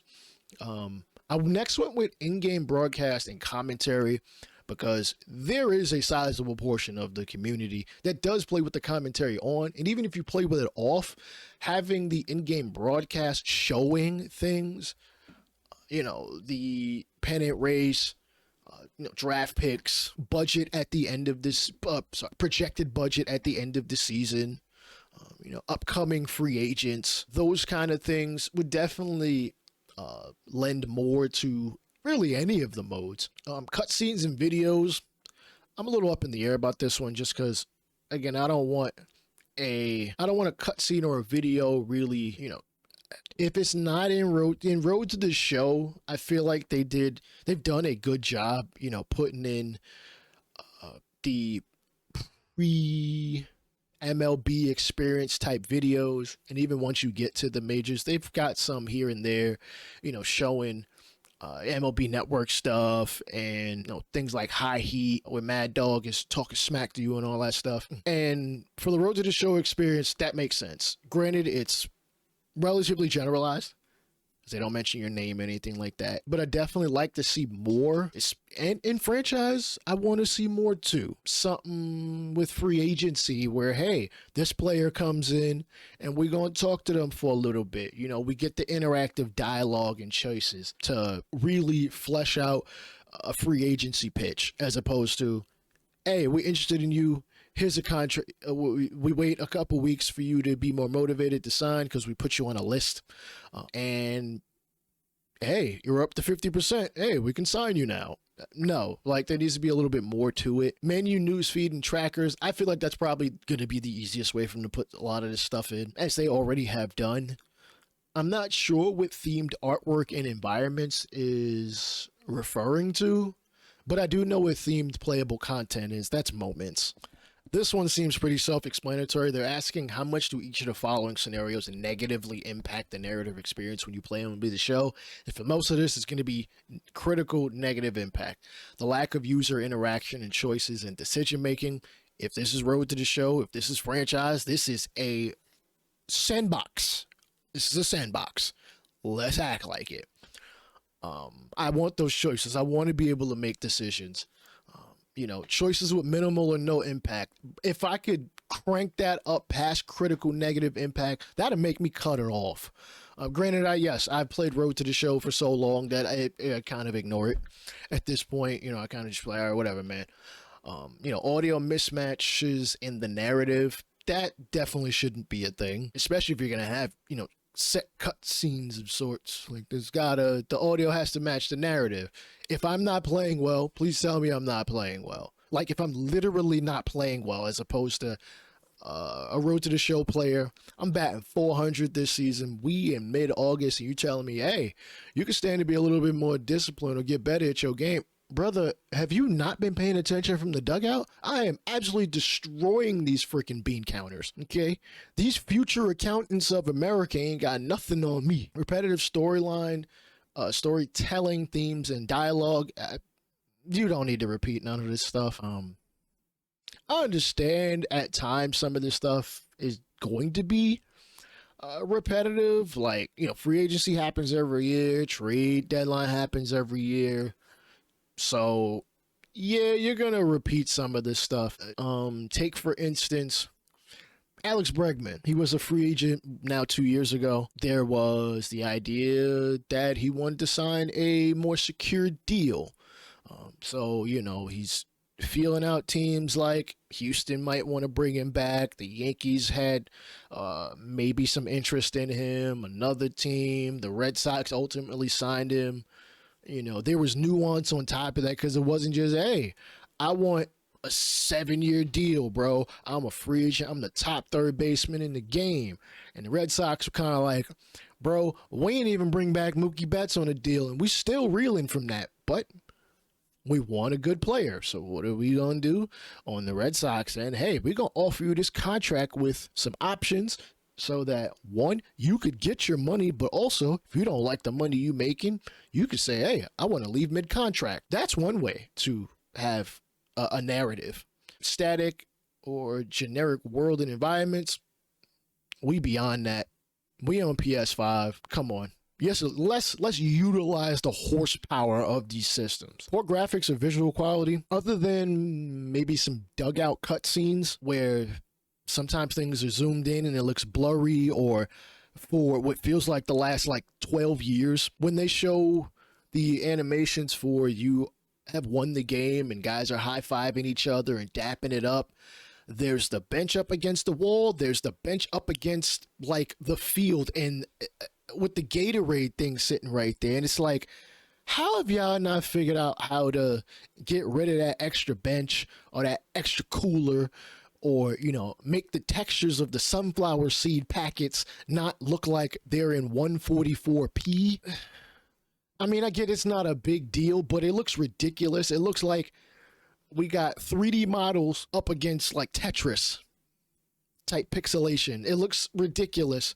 When they zoom in on a player in the outfield as they throw it back into the infield, the advertisement on the wall looks blurry, and it shouldn't look blurry. If you're zooming in, I'd be okay if you just slightly blurred the background so I can't really pay attention to it. Fix outcomes regardless of user actions.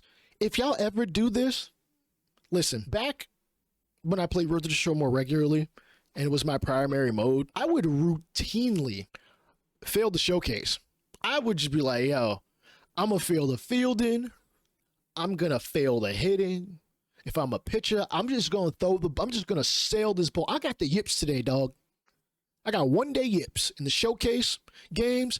I am gonna walk everybody. Like, if I play absolutely terribly, can I still be drafted? Sure. I should be like a 56th round pick. Or a team might pick me up and they're like, listen, man, yeah, we'll offer you a bench spot because, you know, fictionally speaking, you were good in high school, you played well in college, and we could use some depth, I guess, in the organization at this position here. We'll offer you $60K to come pitch an A-ball. That would show that my actions have consequences. If I play like crap, I should be treated almost as badly. Like, failure should mean failure. Greatness should mean greatness. And that should reflect across both sides of, you know, the game. Lack of depth in characters and relationships. I mean, as it currently stands, in Road to the Show and in franchise, everybody acts the same.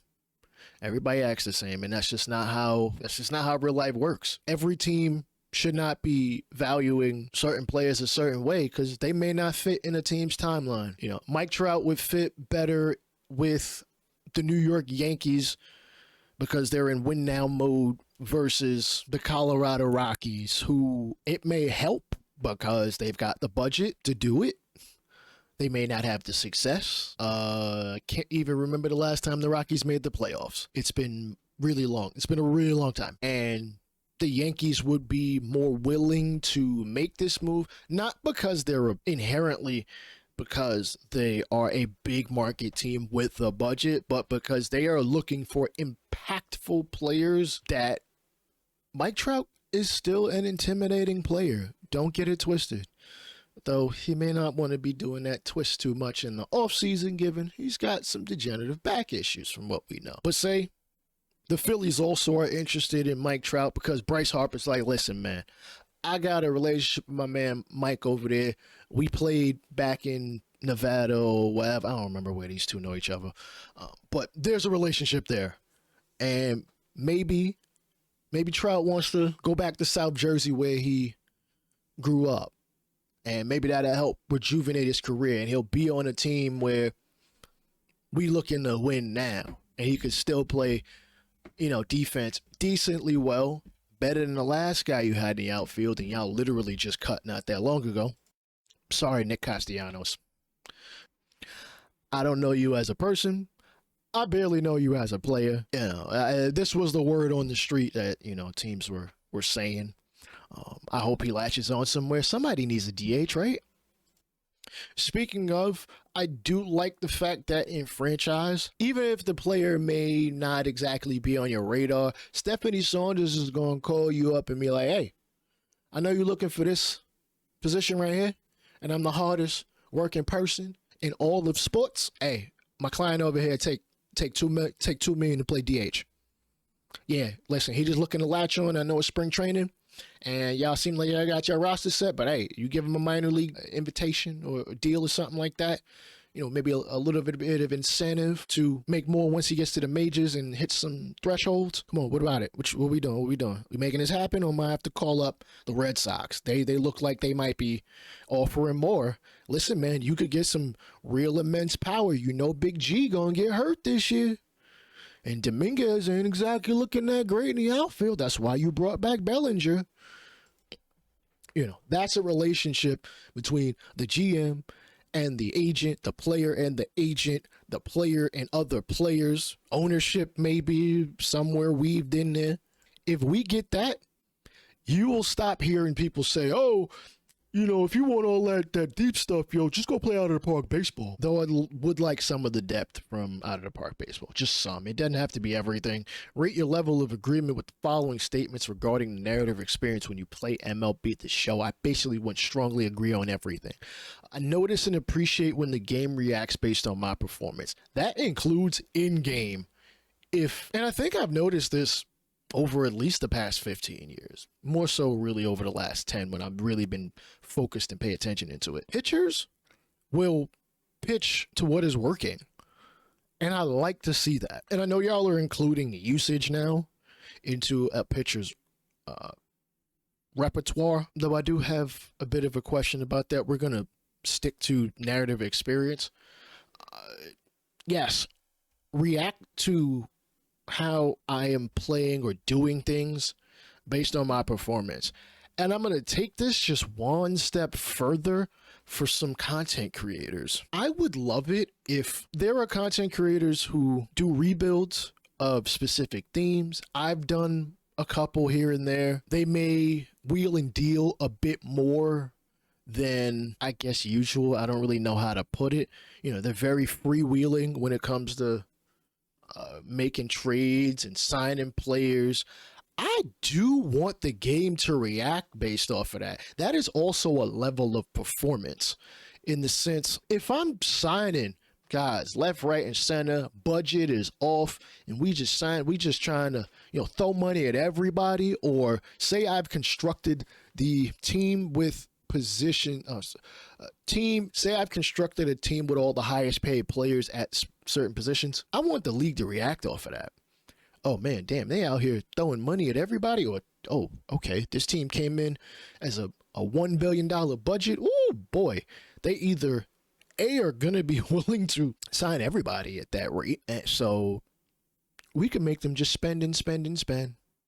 And the more they spend, and they don't win, fans will be way less likely to go to their games. Like, I'm paying all this money for these tickets, brother, man, and they $1 billion freaking payroll. They barely a wild card team, man. I ain't going to see that. Like, that's the give and take. Say like a content creator, I've seen them create a team in college football 26 full of offensive linemen. Nobody in their right mind would do that unless this is like Pop Warner or something, where you just like, we're going to run the ball forever. Though that player did throw the ball a lot. I think his name is Frosty. I want the league to recognize that. Oh, damn. Why they got shortstops at every position? They suck at catcher. Jeez. They suck at catcher. That catcher can't seem to catch. Oh, because he's a shortstop and doesn't have a catcher secondary. All right. So I know that in the draft, this player up here is a shortstop. They're probably going to want to draft him. Maybe myself, we will scout up all the shortstops, make you think these guys are top-rated prospects in the sense that on everybody else's board, Luis Rodriguez, the shortstop in said draft, is probably projected to go number 1. That guy's barely a mid-round pick, but we gonna have him think this.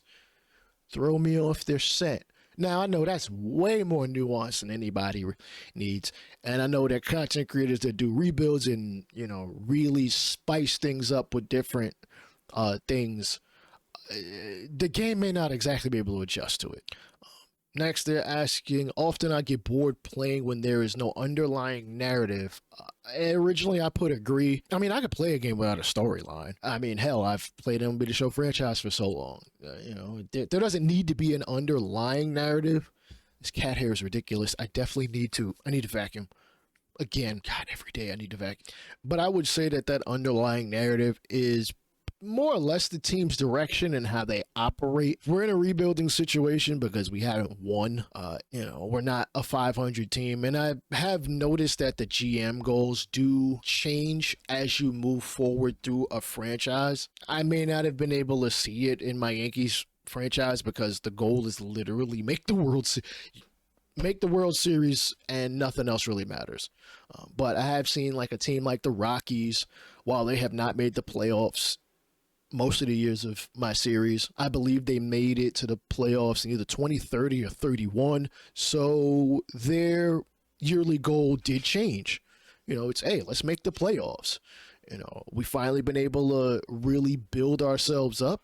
So yeah, let's try to make the playoffs every year as opposed to let's finish 500. Or rebuilding teams, you could even take that a little further. Instead of just, hey, get to 500, it could be, let's try to, I don't know, maybe let's dump salary of underperforming players that we don't have a long-term outlook on. Again, shouldn't just be for users, this should also be for the CPU. For instance, the Colorado Rockies again. Let's convince Chris Bryant either A, he needs to go play first base in order for us to try to get as much value as we can as he has a no trade clause, or B, once he starts hitting well, if he's hitting well through like the first 2 or 3 months, and that should reflect in a temp overall boost, temp ratings boost, let's try to convince him we should trade him, even if we aren't going anywhere. Even if we are not too far from a wild card spot, we probably don't have a realistic chance of making the playoffs. So if we can maybe give him some extra training time to kind of get his skills up, even though he's in his 30s, we're getting him through that training and see how well he performs. If he's training well and using that training to maintain his skills, we could maybe convince him to get him out of here. Because this is a young squad around us, and the ups and downs of that. So let's try to make the most of it and shed this salary. Once we shed this salary, we can really start to look at what our prospect pool looks like. And maybe there's a guy on our team that we can give a early extension that's going to not cost us what market value may be for a player that is, quote unquote, at their peak potential, at the same position. But we could make something good happen. We could get ourselves make a player into a cornerstone-ish type player that we can build around. And when the iron is hot, whether it's this year and we're in a wild card spot and there's a trade that looks good to us, we will boom strike on it. Or whether that's in a couple years, we'll have a solid group of players on our team and in our organization that we can make the moves we need to. Is that probably too much for them to try to code in the next, 5 years? Maybe, but I gotta throw these ideas out there.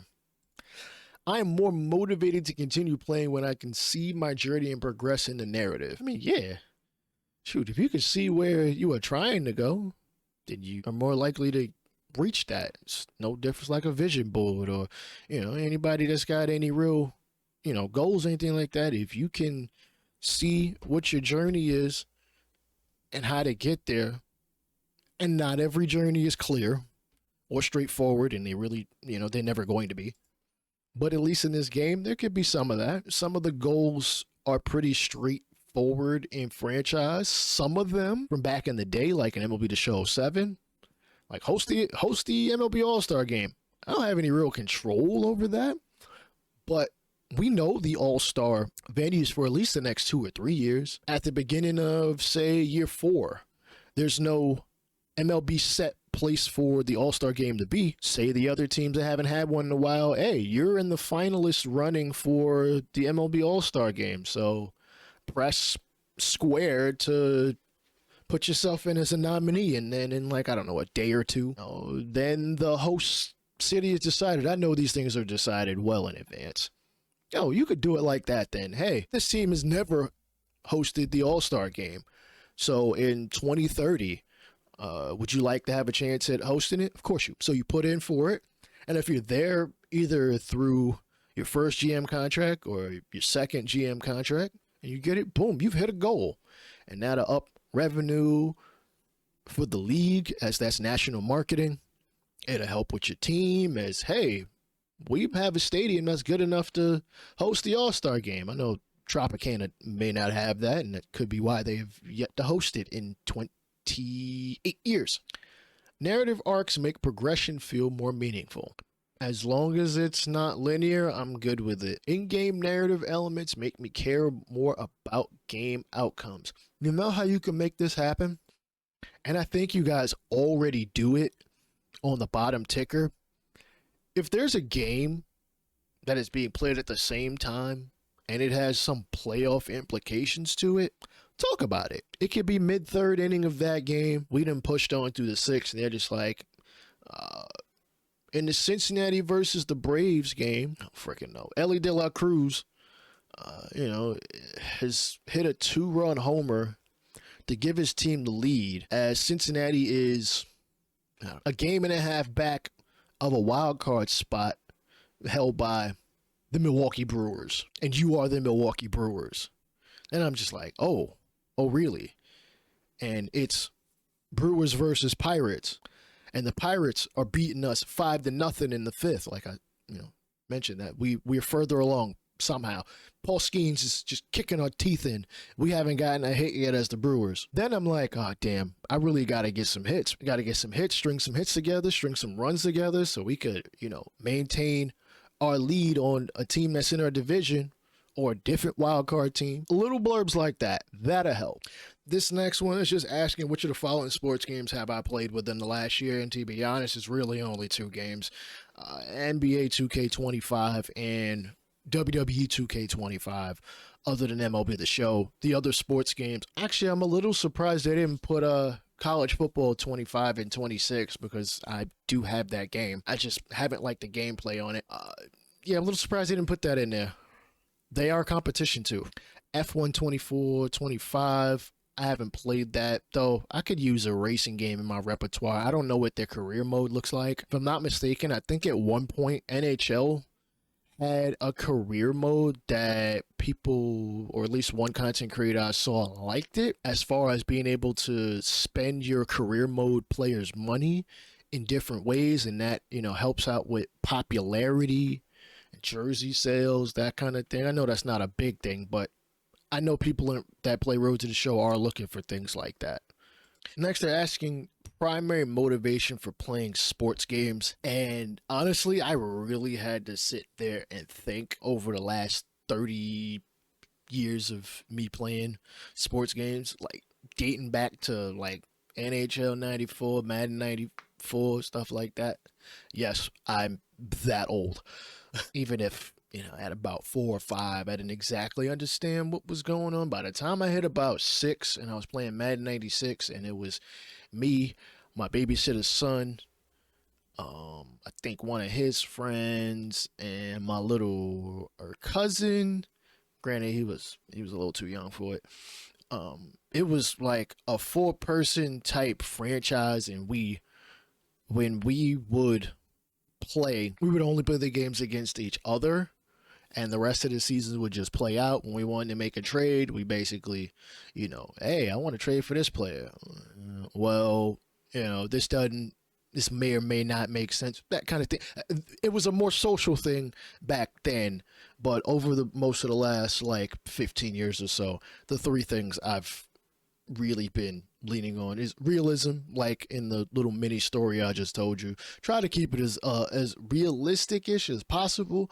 I want a lot of the authenticity of a professional baseball team running. And there's a old podcast that over the last several months I have been listening to. It's from, I can't exactly remember where, I think it's like 2016, 2017, 2018. It's like pre-pandemic and a little bit into it, where they were talking to like GMs and a lot of the like Alex Anthopoulos and people like that who run the teams, and you got their perspective. So I like to do that. It's not just trades, it's player development, it's player management, it's managing the minor leagues. I like all of that, even if I may not want to exactly dive into a out of the park baseball fandom to experience and learn more about sports and its culture. I know a lot about baseball, basketball, and football, like not just of current day, but of back in the day when I first started, doing franchise and stuff back in the mid 90s, to even learning about how the game was back before I was even thought of, before I was even born. Things like the Negro Leagues and things like the expansion of baseball from the 60s through the last time we got an expansion was in baseball was back in 97, 98 with the Marlins and the D-backs. I have, of my own leisure and randomness, have read through a solid enough amount of the CBA, there's things in there that if I told you about, you'd be like, what? That's a thing? Yes. There are some weird things in the CBA that you never would guess, such as players get, what the hell? They get a daily meal stipend. Yes. Some of these guys are 100,000ers, millionaires, and they get a meal stipend. Yeah, it's crazy. It's a decent amount of money. Like the amount of money some of them get, you can feed yourself. You can feed yourself for a couple days. Feed yourself for a couple days, even if you ain't being too cheap about it. Competition doesn't matter to me as much, though I still want online franchise back, and I know many of you do too. Escaping, that definitely is playing a role. Immersion, I just want to be a part of the world and the storyline of professional sports. It's what any sports game I play. I want to be as realistic as possible and allow for myself, my fingerprint to be in there, but not take over everything all the time. They ask, which of the following game modes have I played regularly within the last year? Select all that apply. Literally the only one I can say is 2K My Rise, and that's about it. First off, this survey is behind the times if you think that it's called Face of the Franchise a long shot. They don't even call it that anymore. 2K My Career, I haven't touched that since it's been like strictly, maybe not strictly online, but I haven't touched that at all. FC The Journey, when I play FIFA, it is almost always a full team versus a full team.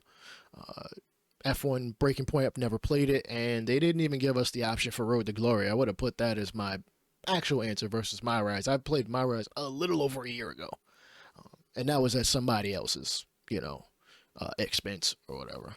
Like, I don't even really play it like that. Next, they want me to complete the following sentence with the first thought that comes to mind. The biggest problem with narratives in sports games today is they are far too linear and they do not allow for failure with consequences. I feel like from what I've seen from a mode like Face of the Franchise back in Madden, this was a long time ago, in the like combine portion, whatever, you could fail hard.